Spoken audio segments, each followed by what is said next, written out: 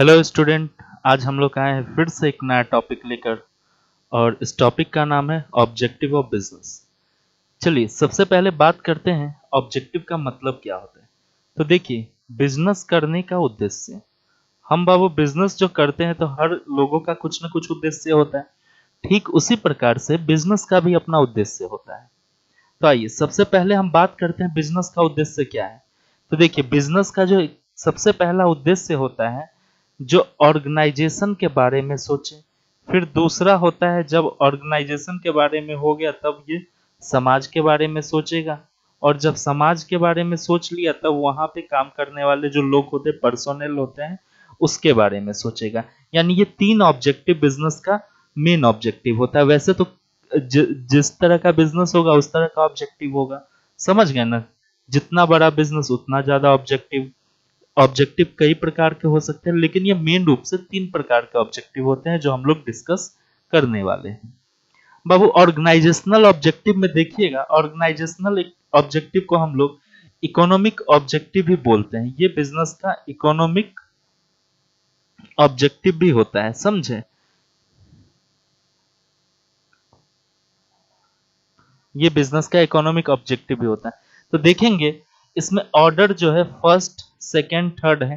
ये थोड़ा सा गड़बड़ ऑर्डर है। हाँ, आपको ऐसे लिखना होगा, पहला ये है, हाँ, दूसरा ये है, और तीसरा ये है। ऑर्डर में ऐसे एकदम जिस सीक्वेंस में हम 1 2 3 लिखे हैं यहाँ पे, आपको उसी सीक्वेंस में इसको समझना होगा। तो देखिएगा बेटे, सबसे पहला आता है सर्वाइवल।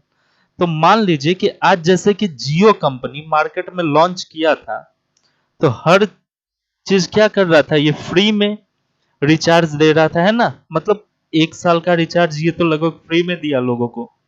अब देखेंगे वो फ्री में रिचार्ज दिया, 1 रुपया भी उसके लिए वो नहीं लिया। और मार्केट में धीरे धीरे करके क्या किया, ये कंपनी सरवाइव कर गया। मार्केट में धीरे धीरे करके सरवाइव कर गया। और सरवाइवल इसलिए करना पड़ता है क्योंकि फ्री में जो रिचार्ज दे रहा था, ये सब इसलिए करना पड़ता है क्योंकि देखिए, आप जो भी कंपनी खोलेंगे तो ये मार्केट में पहले से एग्जिस्ट रहेगा। इस तरह के कंपनी मार्केट में पहले से एग्जिस्ट रहता है, समझे? मिनट ध्यान दीजिएगा। तो जैसे कि मान लीजिए कि आप कोई भी बिजनेस करना चाह रहे हो बाबू, तो मार्केट में पहले से एग्जिस्ट रहता है, वो कंपनी पहले से मार्केट में चल रहा होता है। तो अब बहुत सारे कंपटीशन है मार्केट के अंदर। तो कोई भी प्रोडक्ट अगर पहले से बिक रहा है किसी कंपनी का, तो आपका नया कंपनी है तो क्यों खरीदेगा आपका प्रोडक्ट? तो समझ में आ रहा है ना, क्यों आपका नया प्रोडक्ट खरीदेगा? तो उसको आप क्या करोगे, एक्स्ट्रा कुछ बेनिफिट दोगे। जैसे कि जियो लॉन्च किया था, तो जियो फ्री ऑफ कॉस्ट में सिम दे रहा था लोगों को, और फ्री ऑफ कॉस्ट रिचार्ज भी था उस सिम में। 1 रुपए का रिचार्ज भी नहीं करवाना पड़ रहा था। करीब ऐसा 1 साल तक चलता रहा। तो उससे क्या हुआ कि कंपनी अपना मार्केट में एग्जिस्ट किया, मार्केट में सरवाइव किया। फिर सरवाइव करने के बाद दूसरा पॉइंट जो आता है बेटे, वो आता है प्रॉफिट का। जब मार्केट में कंपनी टिक गया तो अब सोचेगा कि प्रॉफिट कमाए। तो प्रॉफिट कमाए तो जैसे जियो लेके आया था 99 रुपया से प्राइम मेंबरशिप, कि जो भी इसका प्राइम कस्टमर बनेगा वो 99 रुपया का रिचार्ज करवाएगा। उसके बाद में अपना रिचार्ज का तरह तरह का पैकेज लेकर के आया। सपोज कीजिए कि 199 का लेके आया, 299 का लेके आया, समझ में? तो ये अपना पैकेज लेके आया। और इसमें क्या था कि सेकंड स्टेप में क्या था कि कंपनी अपना मुनाफा कमाना सोच रहा था, प्रॉफिट कमाने के लिए। क्योंकि कोई भी कंपनी ज्यादा दिन तक सर्वाइवल कंडीशन में नहीं चल पाएगा, समझ गए ना? वो तो जियो जैसा बड़ा कंपनी था जो 1 साल सर्वाइवल कंडीशन में चल पाया। अन्यथा छोटे मोटे कंपनी तो मार्केट में आउट हो जाएगा, समझ गए? 6 महीना में खत्म हो जाएगा। तो बेटे देखेंगे, फिर सर्वाइवल हुआ, फिर प्रॉफिट कमाने का सोचा। प्रॉफिट कमाने के लिए ही तो कंपनी मार्केट में आता है। प्रॉफिट कमाया, उसके बाद में जब खूब प्रॉफिट कमाने लगा, तब अब कंपनी सोचा कि ग्रोथ किया जाए। क्या किया जाए? ग्रोथ। तो देखिए, पहले जियो क्या था, सिम कार्ड बेचता था, है ना? उसके बाद अब क्या लेके आया, जियो फाइबर लेके आया। जियो फाइबर लेके आया, यानी नेट प्रोवाइड करने लगा जियो, समझ गए ना? वायर वाला नेट प्रोवाइड करने लगा, जियो फाइबर, फिर जियो सिम, उसके बाद जियो के कई सारे ब्रांचेस ओपन होने लगे, कई जगह पे इनकी ब्रांचेस आउटलेट वगैरह ओपन होने लगा। मतलब अब कंपनी का क्या है, ग्रोथ कंडीशन चल रहा है। अब कंपनी अपना बिजनेस को क्या कर रहा है, एक्सपेंड कर रहा है। बिजनेस को बाबू क्या कर रहा है, एक्सपेंड कर रहा है, यानी बिजनेस को बढ़ा रहा है। समझे? तो ये तीन कंडीशन होता है ऑर्गेनाइजेशनल ऑब्जेक्टिव के अंदर। पहला कंडीशन सरवाइव, दूसरा कंडीशन प्रॉफिट कमाना, तीसरा कंडीशन जब प्रॉफिट कमाने लगे तो ग्रोथ करना। अब आते हैं दूसरा ऑब्जेक्टिव में, देखते हैं सोशल ऑब्जेक्टिव। नाम से ही स्पष्ट है बेटे, ये सोशल, समाज के प्रति जो बिजनेस का कुछ उत्तरदायित्व होता है समाज के बारे में, क्योंकि हम इसी समाज से कमा रहे हैं ना बेटे, तो इस समाज के बारे में भी हमें सोचना पड़ेगा, क्योंकि कोई भी बिजनेस समाज से ही कमाता है, तो उसी समाज के बारे में सोचना भी पड़ता है। तो देखिए समाज के बारे में क्या क्या हमें सोचना है। पहला पॉइंट देखेंगे, supply of quality product. Product जो भी हम सप्लाई कर रहे हैं तो क्वालिटी बेस्ड प्रोडक्ट हो। हाँ, ऐसा नहीं कि गंदा प्रोडक्ट हम सप्लाई कर रहे हैं, और क्वालिटी प्रोडक्ट हो, प्रोडक्ट अच्छा हो, और किस रेट पे, फेयर प्राइस पे। फेयर का मतलब एकदम उचित मूल्य पे हम लोगों के पास सामान पहुंचाए, ऐसा नहीं कि महंगा करके हम सामान बेच रहे हैं। समझ गए ना? तो ये हमारा कहीं ना कहीं समाज के प्रति धोखा होगा अगर हम महंगा करके बेच रहे होते हैं तो। फिर दूसरा पॉइंट देखेंगे बाबू, avoidance of unfair trade practice. अब अनफेयर ट्रेड प्रैक्टिस का मतलब क्या होता है, ध्यान से देखेंगे। जैसे कि मिलावट समझते हैं, तो मिलावट हुआ, फिर क्या होता है, गलत तरह का प्रोडक्ट होता है। उसके बाद में क्या होता है कि जैसे अनफेयर ट्रेड प्रैक्टिस के अंदर ये भी आ सकता है कि हम टाइम पे सर्विस नहीं दे रहे हैं, लोगों को कमिटमेंट कर दिए कि हाँ हम आपको सर्विस टाइम पे देंगे, प्रोडक्ट बेचने टाइम पे, और हम सर्विस दे ही नहीं रहे या टाइम पे नहीं दे पा रहे हैं। समझ गए?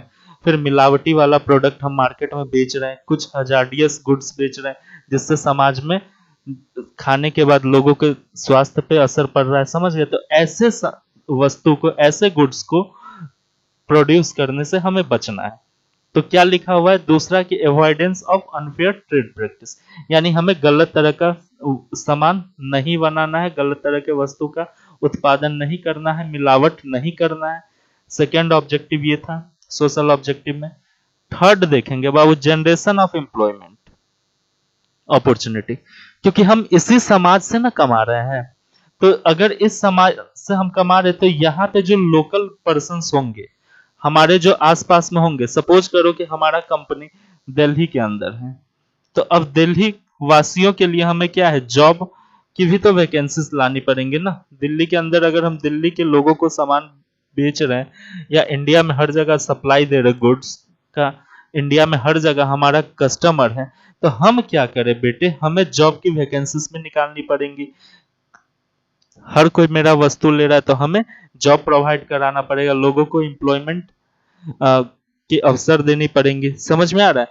तीसरा होता है, सॉरी, 1 2 3 4, फोर होता है प्रोटेक्शन ऑफ एनवायरनमेंट।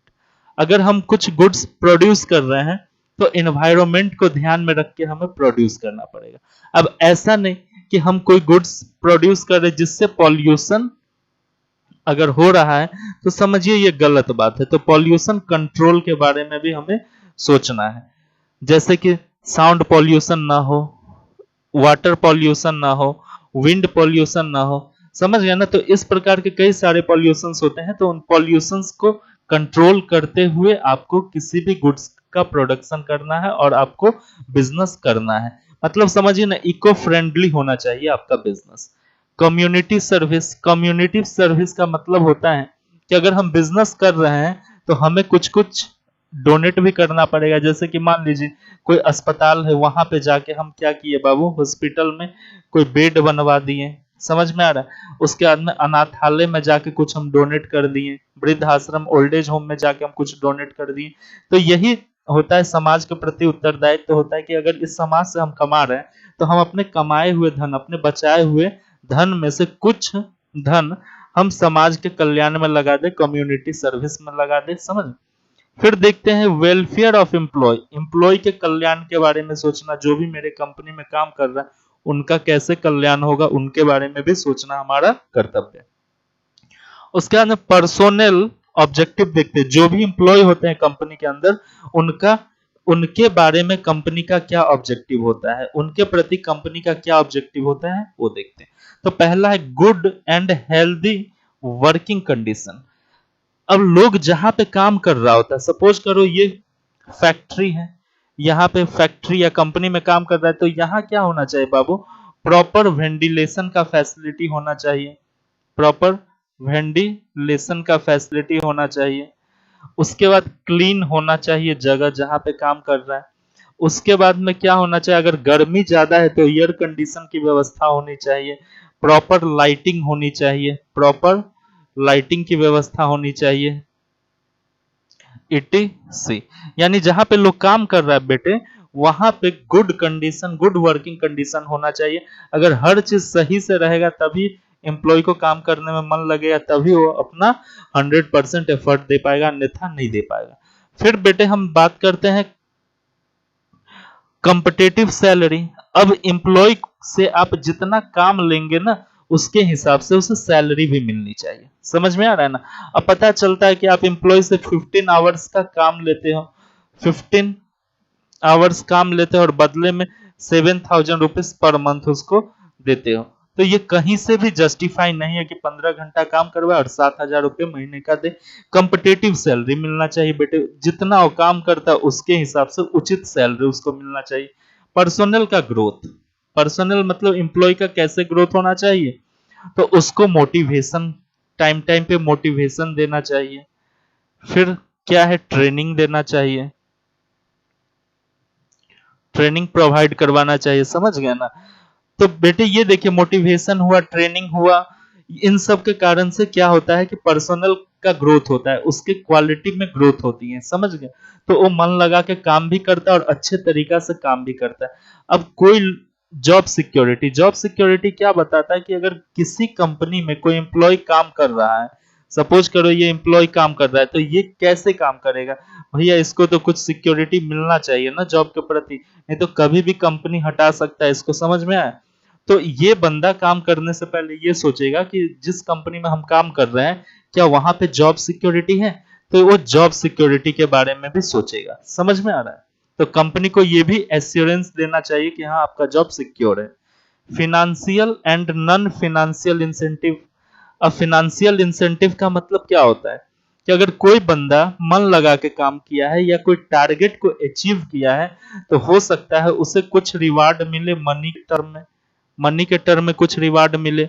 हो सकता है नॉन फिनेंशियल अगर मिले, तो नॉन फिनेंशियल में हो सकता है उसको गिफ्ट में कार दे दे कंपनी, हो सकता है गिफ्ट में उसको कंपनी बिल्डिंग दे दे, हो सकता है कोई अलावेंस वगैरह दे दे कंपनी, जैसे कि मेडिकल अलावेंस वगैरह दे दे, या बच्चे का पढ़ाने का जिम्मा उठा ले कंपनी। समझ गए ना।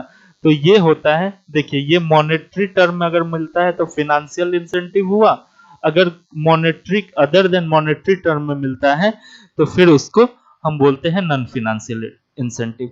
अब बेटे पी रिकॉग्नाइजेशन होता है, पी रिकॉग्नाइजेशन समझते हैं बेटे। इसके अंदर होता है, पी रिकॉग्नाइजेशन के अंदर होता है कि एक दूसरे को हेल्प इच अदर। अब ध्यान दीजिए कि जैसे कि ये कंपनी है, कंपनी में बहुत सारे एम्प्लॉय काम करते रहते हैं। अब सब एक ऐसा एनवायरनमेंट क्रिएट होना चाहिए कि हर कोई एक दूसरे को मदद करे, हर कोई एक दूसरे को मदद करे। सपोज करो अगर मैनेजर को कोई एडवाइस चाहिए, मैनेजर को कंपनी के अंदर अगर कोई एडवाइस चाहिए, अगर कोई एम्प्लॉय है अच्छा, लगता है कि मैनेजर को ये विश्वास है कि इस एम्प्लॉय का एडवाइस कंपनी के लिए प्रॉफिटेबल है, तो क्या होगा कि इस एम्प्लॉय का सपोज कीजिए एक्स है, तो एक्स का राय कंपनी जाने और एक्स के अकॉर्डिंग कंपनी काम करे। समझ गए। इससे क्या होगा कि एक्स सेल्फ मोटिवेटेड होगा, ये खुद मोटिवेटेड होगा कि अरे यार कंपनी में देखो मुझे तो इज्जत दिया जा रहा है। समझ में आ रहा है। मेरा एक रिकॉग्नाइजेशन है, मतलब मेरा एक आइडेंटिटी कंपनी बना रहा है। कंपनी में क्या बन रहा है, इसका एक आइडेंटिटी बन रहा है। रिकॉग्नाइजेशन का मतलब पहचान। तो मेरा एक आइडेंटिटी बन रहा है कि कंपनी मुझसे एडवाइस ले रहा है, तो इसके इस वजह से ये बंदा अच्छा से काम करेगा। समझ में आया? तो बाबू ध्यान दीजिएगा कि पी रिकॉग्नाइजेशन के अंदर होता है हेल्प इच अदर। हर आदमी एक दूसरे को हेल्प करेगा कंपनी के अंदर, और हेल्प भी करेगा, और साथ साथ अगर कोई आवश्यकता पड़ता है, कोई डिसीजन मेकिंग होता है, अगर लगता है कि किसी एम्प्लॉय में गुण है कि अच्छा डिसीजन ले पाता है, तो हम उससे एडवाइस भी लेंगे, समझ गए। तो इससे इसका सेल्फ रेस्पेक्ट बढ़ेगा और मन लगा के काम करेगा। ठीक है बाबू, वीडियो अच्छा लगा होगा तो लाइक और चैनल को सब्सक्राइब कर दीजिएगा। ठीक है, जय हिंद, फिर मिलते हैं नेक्स्ट वीडियो में।